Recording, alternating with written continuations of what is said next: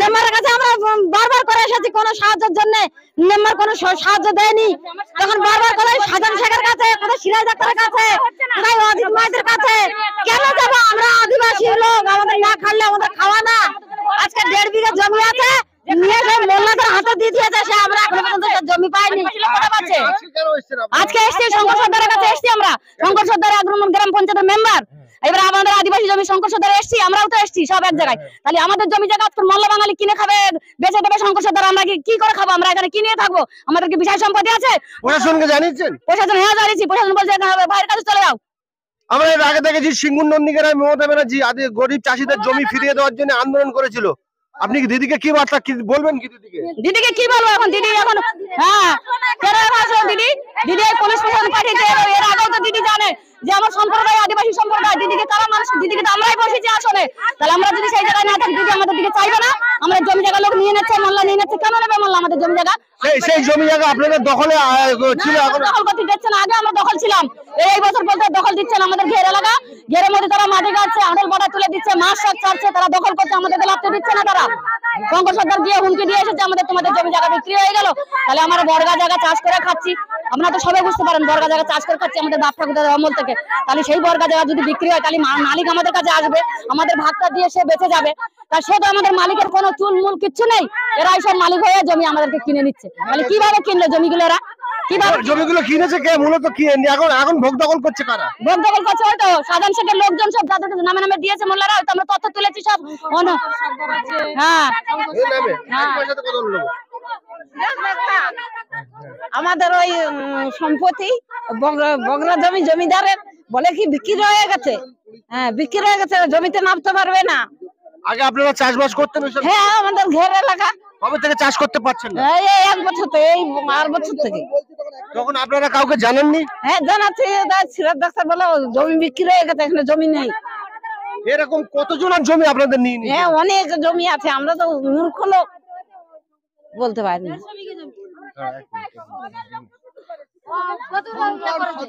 কত সম্পত্তি এরকম নিয়ে নিয়েছে আপনাদের? কত পরিবারের? ওই অনেক আমি বলতে পারছি। 4 বিঘে জমি বর্গা জমি আছে, নিয়েছে সিরাজ ডাক্তার, শঙ্কর সর্দার, সবার নিয়ে নিয়েছে। আর বাড়ি এসে আবার হুমকি দিয়ে যায় যে হাঁস মুরগি ছাগল ভেড়া সব ধরে নিয়ে চলে যাবো। আর বাইক আসে 10-15টা, একদিন বাইক এসে ঘর দর সব ভেঙে দিয়ে গেছে। এই জমিগুলো যেগুলো 4 বিঘা জমি বলছেন, এগুলো আপনারা আগে চাষবাস করে খেতেন? চাষবাস করতেন। কবে থেকে করতে পারছেন না? এই তো 1 বছর হয়েছে করতে পারছেন না। 1 বছর জানাননি কাউকে? আপনারা জানেন? কোর্ট অবধি চলে গেছে, সবার জানিয়েছি, তাও আমাদের জমিতে লাফতি দিচ্ছে না। তাহলে শঙ্কর সর্দারের বাড়ি আজকে আপনারা কেন এসেছেন? শঙ্কর সর্দার এসছি, এই রাস্তাঘাট জিনিসপত্র সব দিচ্ছে না, ও তো সমাজের মেম্বার, তো ও দিচ্ছে না, তার জন্য আমরা এসছি।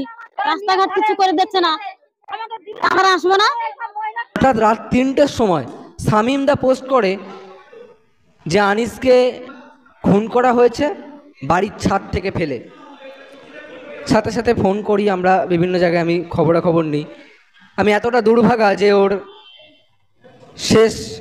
শেষ যাত্রা, যেটা ওর সমাধিস্থ, আমি সেখানে উপস্থিত থাকতে পারিনি। আমরা স্টুডেন্টস ফ্রন্ট সেই দিনই প্রথম বিরাট বড় ধাক্কা খেয়েছিলাম যে একটা সংগঠনের বয়স মাত্র 2.5 মাস, এই সময় এমন। আমরা মমতা ব্যানার্জির বিরুদ্ধেও তখনও কিছু বলিনি, আমরা নরেন্দ্র মোদীর বিরুদ্ধেও তখনও কিছু বলিনি, আমরা কারুর বিরুদ্ধেই কিছু বলিনি। শুধু একটা রক্তদান শিবির আয়োজন করেছিলাম, ইমতিয়াজও ছিল সেখানে আনিসের সঙ্গে রক্তদান শিবিরটা অ্যারেঞ্জ করায়, এবং ফ্রি মেডিকেল ক্যাম্প, সেখানে ওষুধ ছিল, সেই ওষুধগুলোকে তারা নষ্ট করেছিল তৃণমূলের শাসক দলের নেতৃত্বে গুন্ডা বাহিনী। এবং সেখানে যে রক্তদাতাদের জন্য যে ফল দুধের আয়োজন করা হয়েছিল, রক্তদান শিবিরটা না করতে পেরে বাগনান স্টেশনে যারা থাকেন, যারা ফুটপাতবাসী, যারা স্টেশনে দিন কাটান, রাত কাটান, তাদেরকে আনিস সেখানে গিয়ে সেই ফল দুধ সেগুলো বিতরণ করেছিল। এইটা ছিল আনিসের আদর্শ। তারপরে আমতারাম সদয় কলেজ, সেখানে একজনকে, আমাদের একজন সহযোদ্ধাকে, তাকে ধরে মারা হয়, তার পা রীতিমতো চোট পায় সে পায়ে। আনিস খান তখনও সংগঠনের বয়স ওই মেরে কেটে 1.5 মাস 2 মাস, তখন আনিস সেইটার দায়িত্ব নেয়। তাকে ভয় দেখানো হয়, আমতার ওই ছেলেটাকে ভয় দেখানো হয়, তার এগেনস্টে গিয়ে আনিস সেখানে দাঁড়ায়, আনিস একা গিয়ে সেখানে প্রতিবাদ করে। এরই মধ্যে এত ভয় পাওয়ার কি হলো যে আনিসকে ছাদ থেকে ফেলে দিয়ে হত্যা করতে হলো, তা পুলিশকে কাজে লাগিয়ে। তৎকালীন আমতা থানার ওসি দেবব্রত চক্রবর্তী, তার নেতৃত্বে পুলিশ এবং সিভিক ভলেন্টিয়ার্স তারা গিয়ে আনিসকে বাড়ির ছাদ থেকে ফেলে দিয়ে হত্যা করে। তার থ্যাতলানো দেহ যা দেখলে আজও আমরা শিহরিত হই, সেটা তার বাড়ির সামনে পড়েছিল।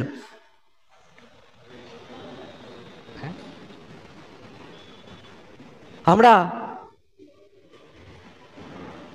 চমকে উঠেছিলাম। আজও আমরা আনিসকে বিচার দিতে পারিনি,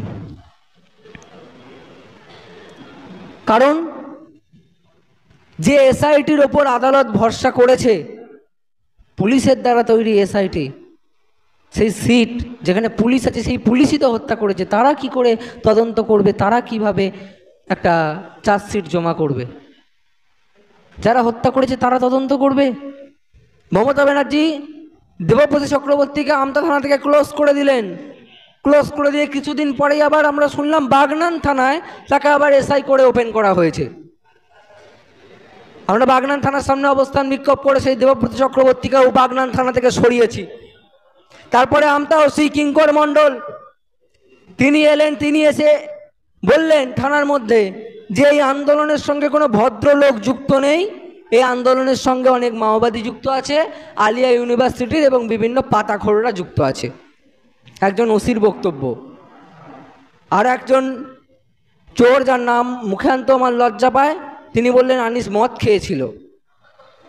আর একজন যিনি মানবাধিকার কমিশন যাকে বলেছে নটোরিয়াস ক্রিমিনাল, তিনি বললেন আনিস পাইপ বেয়ে নামতে গিয়ে, ছাদ থেকে পাইপ বেয়ে নামতে গিয়ে পড়ে মারা গেছে। আমাদের লজ্জা হয় তারা যে জনপ্রতিনিধি, তারা যে একটা রাজনৈতিক দলের হয়ে বক্তব্য রাখেন সাধারণ মানুষের সামনে, এটা ভেবেই আমাদের লজ্জা হয়। একজন ছাত্র, তার কি দোষ ছিল? সে আলিয়া বিশ্ববিদ্যালয়ে যখন আন্দোলন চলছিল তখন সেখানে গিয়ে অনশন করেছিল। শামসুর স্যার ভালো বলতে পারবেন, তিনি গেছেন আনিসকে বোঝানোর জন্য যে অনশন তুলে নে। সকলে অনশন তুলে নিয়েছিল, আনিস অনশন তুলে নিয়েও বলেছিল আমি একা হলে একাই অনশন করে যাব, কিন্তু আমার দাবি আমি আদায় করে ছাড়বো। এই জেদের কাছে মমতা ব্যানার্জি পরাস্ত হয়ে ওকে খুন করতে মমতা ব্যানার্জি বাধ্য হয়েছে। কিন্তু এই খুনের মধ্য দিয়ে মমতা ব্যানার্জি হাজার হাজার আনিস খানের জন্ম দিয়েছেন। আজকে স্টুডেন্টস ফ্রন্টের প্রত্যেকটা সদস্য তারা আগামী দিনে আনিস খান হয়ে উঠবে, এই লড়াইয়ে তারা আছে এবং তারা আনিস খানের ন্যায় বিচারের দাবিতে যতদিন তাদের দেহে প্রাণ থাকবে তারা লড়াই করবে। একটা আনিস খানকে মেরে দিয়ে আর একটা আনিস খানকে বা সাজিদ হোসেনকে, এদেরকে মেরে দিয়ে আপনি গোটা প্রজন্মের লড়াইকে ধ্বংস করতে পারবেন না, একটা আদর্শকে ধ্বংস করতে পারবেন না। আনিস খান একটা স্ফুলিঙ্গের নাম, একটা